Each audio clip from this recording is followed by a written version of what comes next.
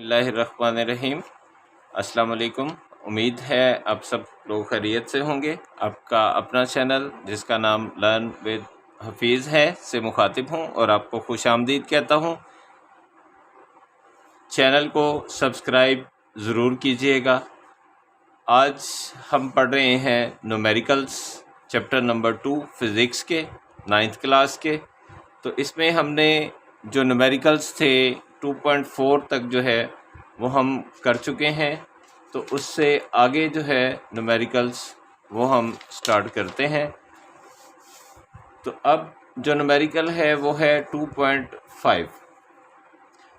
2.5 जो न्यूमेरिकल है इसके दो पार्ट्स हैं।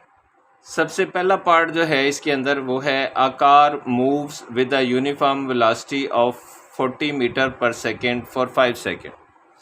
यहाँ तक इसका पहला पार्ट है। तो इसको हम सॉल्व करते हैं। न्यूमेरिकल है हमारे पास 2.5। अच्छा, सबसे पहले हम इसका डाटा लिखते हैं।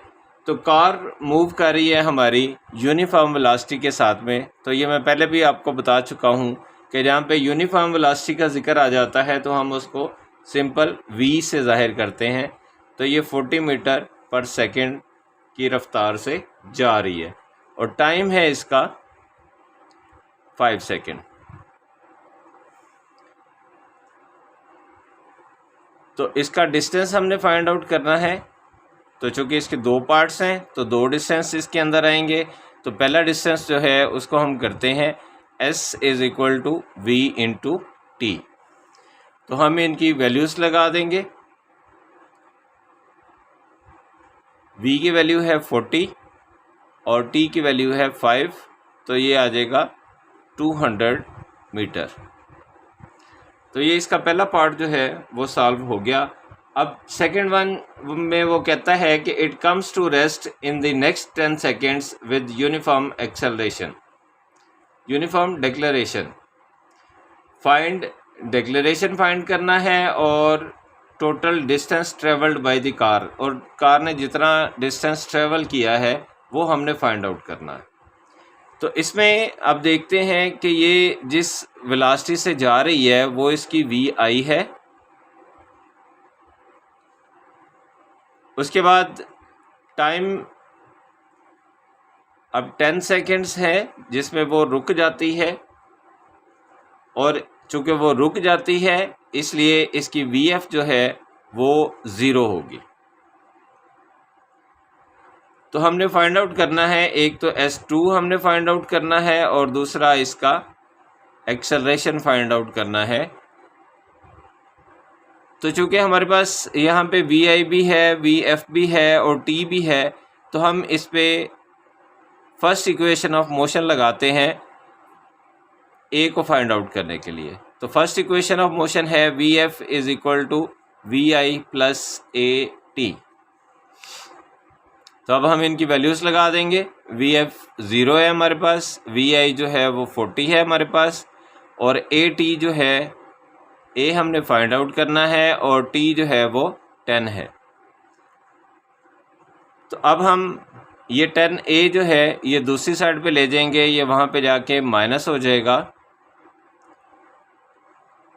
तो अब यहाँ पे हम देखते हैं कि ये जो a है इसके साथ में -10 जो है ये एक्स्ट्रा है और ये इसके साथ मल्टीप्लाई हो रहा है। तो जब ये दूसरी साइड पे जाएगा तो ये डिवाइड हो जाएगा 40 के साथ में। तो 10 4s are 40, तो ये माइनस था तो ये -4 मीटर पर सेकेंड स्क्वायर जो है ये इस डिक्लेरेशन से ट्रेवल करेगा। अब हम S2 इसका फाइंड आउट करते हैं। S2 को फाइंड आउट करने के लिए हम सेकंड इक्वेशन ऑफ मोशन को यूज़ करते हैं जो कि है vit + ½ at²।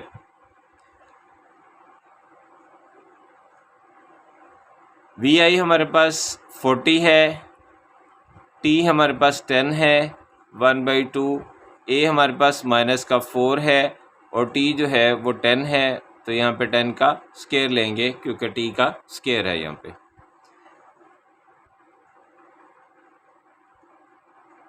40 को 10 से मल्टीप्लाई करेंगे तो 400 इसका आंसर आएगा। 2 ज़र 4, तो ये -2 और साथ में 10 का स्क्वायर लेंगे तो ये 100 बन जाएगा। तो ये बनेगा 400 और ये माइनस प्लस माइनस हो जाएगा, 2 × 100 तो ये 200 हो जाएगा।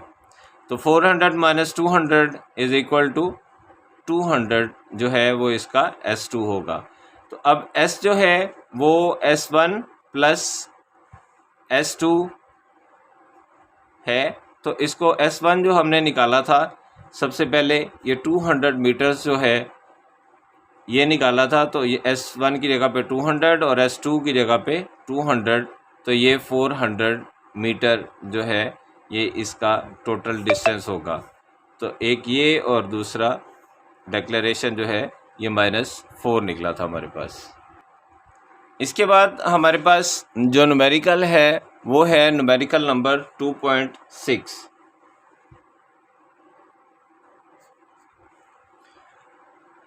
अ ट्रेन स्टार्ट्स फ्रॉम रेस्ट। तो जब भी कोई चीज़ रेस्ट से स्टार्ट करेगी तो हमने पहले कहा था कि उसकी VI जो है वो 0 होगी। With an acceleration of 0.5 metre per second square, तो उसका एक्सेलरेशन जो है वो 0.5 मीटर पर सेकेंड स्क्वायर है। Find the speed in kilometre per hour, तो इसकी स्पीड जो है वो किलोमीटर पर आवर के अंदर फाइंड करनी है। When it has moved through 100 metres, तो इसमें S दिया हुआ है कि ये 100 मीटर्स तक जब मूव करेगी तो फिर इसकी स्पीड मालूम करनी है या इसकी फाइनल वेलोसिटी जो है वो हमने मालूम करके देनी है। तो हम देख रहे हैं कि इसके अंदर हमारे पास VI भी है, A भी है, S भी है और VF जो है ये हमने फाइंड करना है। इसके अंदर T का जिक्र नहीं है, तो पहली और दूसरी इक्वेशन जो है वो नहीं लग सकती क्योंकि उसके अंदर T का जिक्र होता है। तो इसलिए हम यहाँ पे थर्ड इक्वेशन ऑफ मोशन लगाएंगे। 2AS is equal to VF² minus VI²। तो यहाँ पे हम वैल्यूज़ लगा देंगे।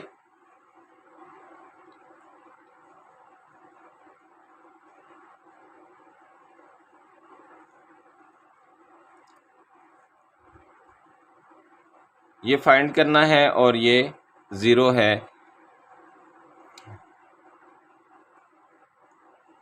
तो हम इस 0.5 को पॉइंट इसका ख़त्म कर देते हैं, या आप कैलकुलेटर से डायरेक्ट भी इसको मल्टीप्लाई कर सकते हैं, जैसे आपको आसानी लगे वैसे आप कीजिएगा। 0 से 0 कट जाएगा, 5 × 2 = 10 और 10 × 10 = 100।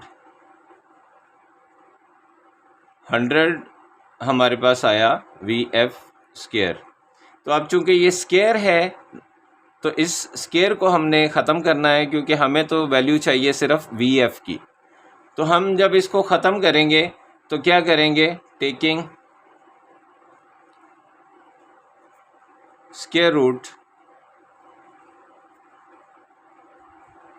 To both sides.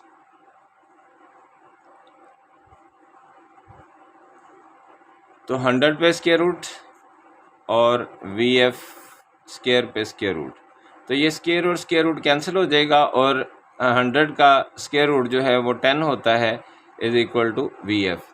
तो ये हमारे पास आ गई VF की वैल्यू। इसको हम इक्वल इस साइड पे लिख लेते हैं, 10 मीटर पर सेकेंड। ये इसकी वैल्यू निकल आई है। अच्छा, अब उसकी रिक्वायरमेंट जो है वो कहता है कि जी मुझे जो चाहिए है इसकी स्पीड या इसकी फाइनल वेलोसिटी जो है वो चाहिए, वो किलोमीटर पर आवर के अंदर है।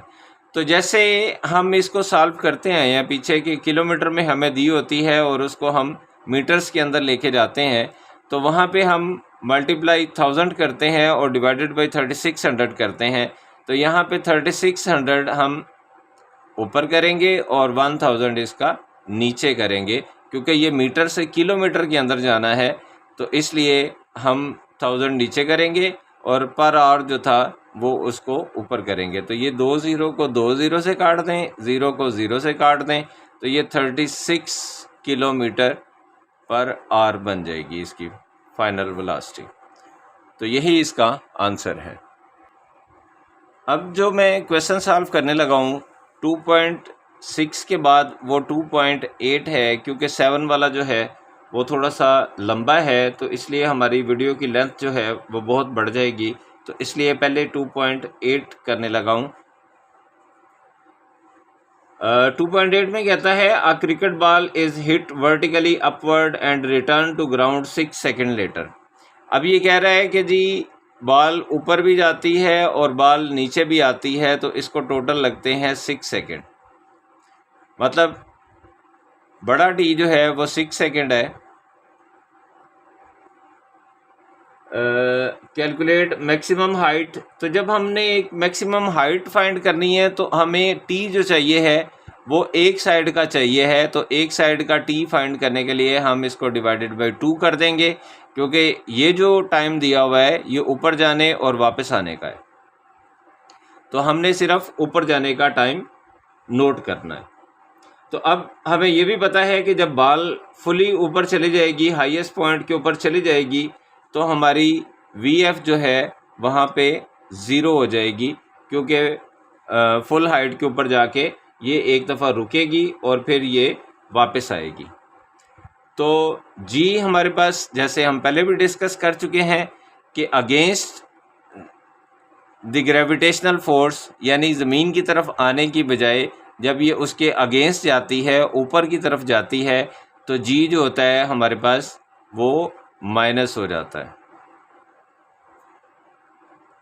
तो इसमें वो कहता है कि जी maximum height reached by ball S या H हम इसका फाइंड करेंगे और initial velocity of the ball VI इसका फाइंड करेंगे। तो जब VI हमने फाइंड करना है, VF भी है, T भी है और G भी है, तो हम फर्स्ट इक्वेशन हम इसकी लगाएंगे VF is equal to VI plus AT। A की बजाय मैं डायरेक्ट GT लिख रहा हूँ, क्योंकि ये ग्रेविटेशन की इक्वेशन के मुताबिक A की जगह पे हम G लिखेंगे और S की जगह पे हम H लिखेंगे। तो VF हमारे पास 0 है, VI हमने फाइंड आउट करना है, G हमारे पास -10 है और T हमारे पास जो है ये 3 है। तो 0 is equal to VI minus 30 को दूसरी साइड पे ले जाएं, तो ये हमारे पास VI इसकी निकल आई है कि VI is equal to 30 metre per second है। ये एक इसका आंसर निकल आया। तो अब इसको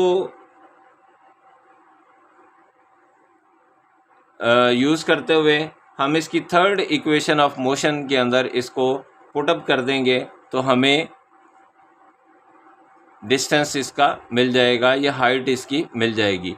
तो वो है हमारे पास 2GS कर लें या H कर लें, VF square minus VI square. 2 ये -10 है, S है, VF स्क्वायर हमारे पास है 0 और VI हमारे पास है 30 का स्क्वायर, जो अभी हमने निकाला था। तो हम देखते हैं यहाँ से ये आ जाएगा -20S is equal to minus का ये 30 का स्क्वायर जब लेंगे तो 900 हमारे पास निकलेगा। अब ये 20 दूसरी साइड पे जाके डिवाइड हो जाएगा, तो -900 ओवर -20, ये माइनस से कैंसिल हो जाएगा, 0 से ये गया, 2 4 ज़ा 8 और 2 5 ज़ा 10, तो S जो है हमारे पास वो निकलेगा 45 मीटर। तो ये बॉल जो है ये 45 मिनट जो है 45 मीटर जो है ये ऊपर जाएगी और इसकी इनिशियल वेलोसिटी जो है वो 30 मीटर पर सेकंड होगी।